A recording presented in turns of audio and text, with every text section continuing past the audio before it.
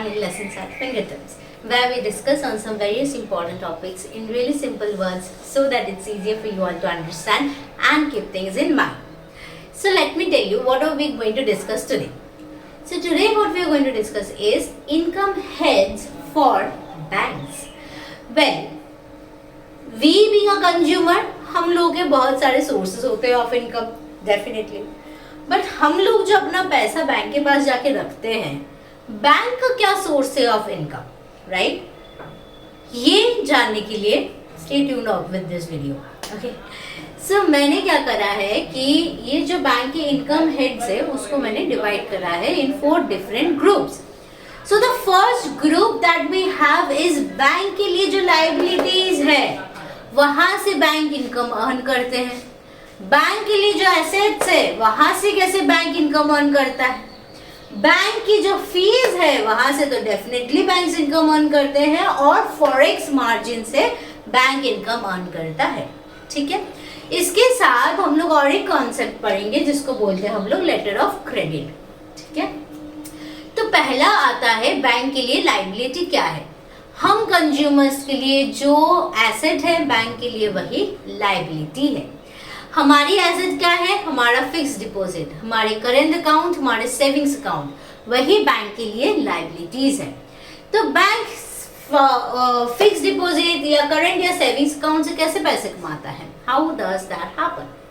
Well, तो bank liability हो या एसेट हो, बैंक उससे नेट इंटरेस्ट इनकम जनरेट करता है. बैंक उससे क्या करता है?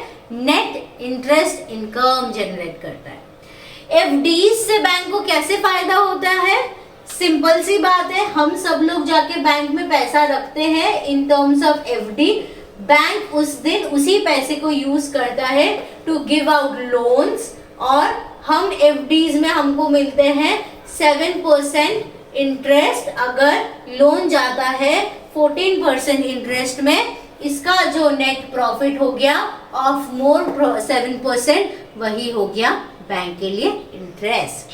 ठीक है, तो ये तो सिंपल सी बात है. फिर आता है कासा. कासा बेसिकली क्या है? CASA is the ratio of deposits. ठीक है, ratio of deposits in current account and savings account to the total deposit. ठीक है, कासा हो गया हमारा रेशियो ऑफ डिपॉजिट्स. ठीक है, डिपॉजिट्स कहां पे? जो करंट अकाउंट और सेविंग्स अकाउंट में प्रेजेंट है, टू टोटल डिपॉजिट्स. ठीक है, टू टोटल डिपॉजिट्स, ये हो गया हमारा कासा. तो यूजुअली कासा जितना हायर द कासा उतना ही है lower cost of funds. Higher the CASA lower is the cost of fund. क्यों? क्योंकि यूजुअली करंट अकाउंट में bank does not give any interest. ठीक है, बट सेविंग्स अकाउंट में bank gives very low amount of interest, maybe 3 to 4%. और आप लोगों के लिए ये जानना बहुत जरूरी है कि करंट अकाउंट से बैंक ज्यादातर इंटरेस्ट कमाते हैं. The net interest income earned from current account is much more than net interest income earned from savings account. कैसे? क्योंकि करंट अकाउंट से बैंक को नियरली 4.5 to 5% तक का इंटरेस्ट मिल सकता है और सेविंग्स अकाउंट से बैंक को 1.5 to 2.5% तक इंटरेस्ट मिल सकता है. क्यों? क्योंकि यहाँ से जितना भी इनकम हो रहा है बैंक को करंट अकाउंट के ऊपर कोई इंटरेस्ट देने का जरूरत नहीं है टू इट्स कस्टमर्स.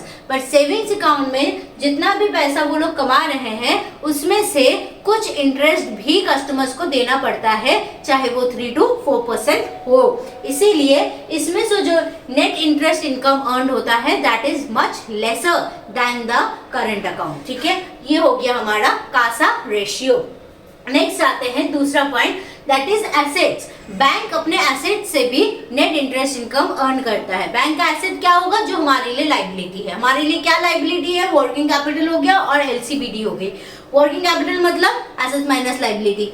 ठीक है, तो वर्किंग कैपिटल जो डे टू डे बिजनेसेस को फंक्शंस करने के लिए जितना भी वर्किंग कैपिटल लगता है वो बैंक से ऐसे पैसे निकालते हैं, लोन्स लेते हैं, कुछ भी करते हैं तो उसके ऊपर बैंक को इंटरेस्ट देना पड़ता है, तो वो हो गया बैंक का नेट इंटरेस्ट इनकम। फिर नेक्स्ट आते हैं एलसीबीडी। एलसी मतलब लेटर ऑफ क्रेडिट, जिसके बारे में हम लोग बाद में पढ़ेंगे। और दूसरा होता है बिल डिस्काउंटिंग। ऑफन बिजनेस के टाइम पे हमारे पास बैंक के पास क्या आता है, बिल डिस्काउंट करने के लिए आता है, बैंक उस पर इंटरेस्ट चार्ज करके पैसे दे देते हैं। Next is third thing is bank के फीस। बैंक के कुछ फीस है, राइट, उसमें से भी बैंक विल बी अर्निंग। तो क्या क्या फीस, कमीशन चार्जेस लेता है, प्रोसेसिंग चार्जेस लेता है। जैसे आप लोन के लिए अप्लाई कर दिए 10 लाख का लोन, तो 10 लाख आपको थोड़ी मिलता है लोन में, उसमें कितना कम पैसा कट जाता है, दैट इज व्हाट। लेकिन बैंक इंटरेस्ट आपका 10 लाख के ऊपर ही चार्ज करता है, बट आपको उसमें से मिलते हैं मे बी 9.5 लाख, ठीक है। तो बैंक तो 10% के ऊपर इंटरेस्ट चार्ज कर रहा है ना, तो ये भी सारा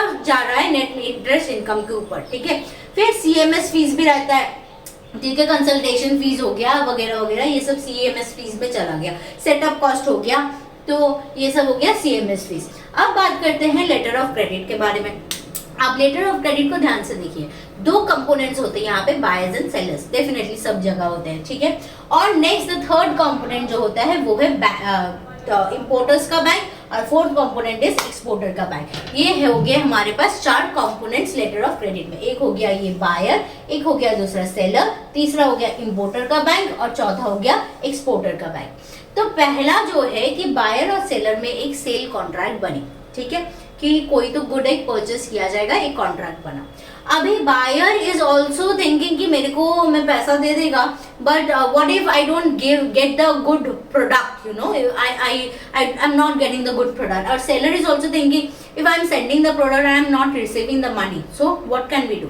तो हम लोग गए बैंक के पास, बायर क्या किया, रिक्वेस्ट किया for credit to importer's bank. ये बायर है, इंपोर्टर है, तो वो इंपोर्टर्स बैंक के पास गया, वो रिक्वेस्ट किया क्रेडिट, ठीक है, सेकेंड पार्ट, ठीक है। फिर थर्ड पार्ट आता है क्या, इंपोर्टर्स बैंक एक्सपोर्टर बैंक के पास गया, सेंड द क्रेडिट, ठीक है। इंपोर्टर ने जो इंपोर्टर्स बैंक से रिक्वेस्ट फॉर क्रेडिट करा था, इंपोर्टर्स बैंक गया एक्सपोर्टर बैंक के पास, सेंड क्रेडिट कर दिया, ठीक है।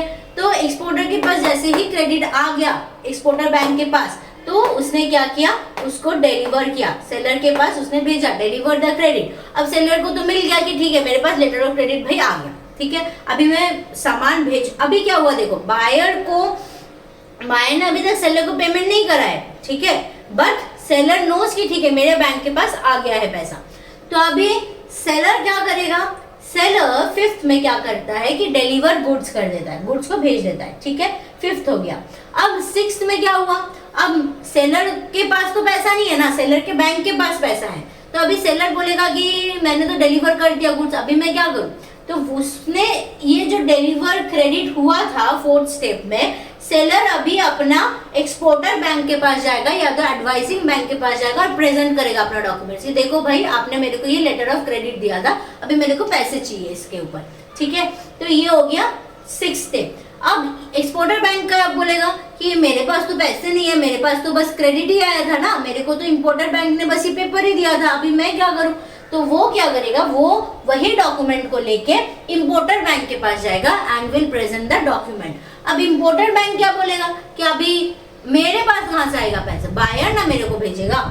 तो इंपोर्टर बैंक क्या करेगा, वो डॉक्यूमेंट को एग्जामिन करने के लिए बायर के पास भेजेगा, फिर बायर को जैसे ही पैसे मिल जाएंगे फिर सारा सब कुछ फिर से यूज टू नॉर्मल हो जाएगा, ओके। तो ये हो गया लेटर ऑफ क्रेडिट, मतलब बायर और सेलर जब they are not trusting each other, they are going to a third party that is the bank, और बैंक इनके बिहाफ पे ये पूरा प्रोसेसिंग कर देता है, ठीक है, through a letter of credit, जिसमें सारे पार्टीज, जितने भी पार्टीज इन्वॉल्व है इसमें, अगर बायर हो गया, सेलर हो गया, कोई थर्ड पार्टी होगी, सारे पार्टीज का consent will be mention in the letter of credit, ठीक है। तो इसका एक डेफिनेशन पढ़ लेते हैं। तो लेटर ऑफ क्रेडिट क्या होता है, एक लेटर होता है फ्रॉम बैंक, ठीक है, जिसमें बैंक गारंटी करता है क्या, that a buyer's payment to a seller will be received, ठीक है, बायर का payment to the seller will be received and on time, ठीक है, टाइम पे हो जाएगा, and for the correct amount, ठीक है।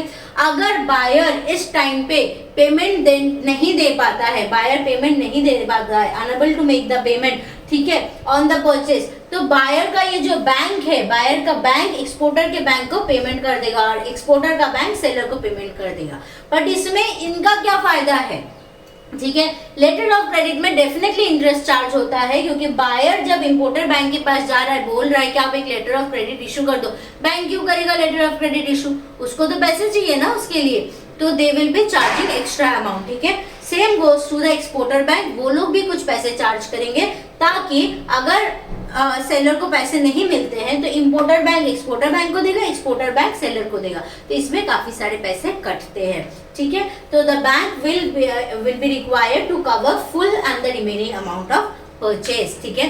तो ये सारे चीज इसको बोलते हैं लेटर ऑफ क्रेडिट, ठीक है। तो ये हो गया बैंक का एसेट है, ठीक है, लेटर ऑफ क्रेडिट। सो ये हो गया हमारे income heads for banks. So first thing is first that is liability, next is assets, दोनों में से ही bank net interest income earn करता है, थर्ड इज बैंक का fees and fourth is forex margins. So I hope you guys have liked this video. Please do hit a like and subscribe to my channel for more such informative videos. Thank you. Bye bye.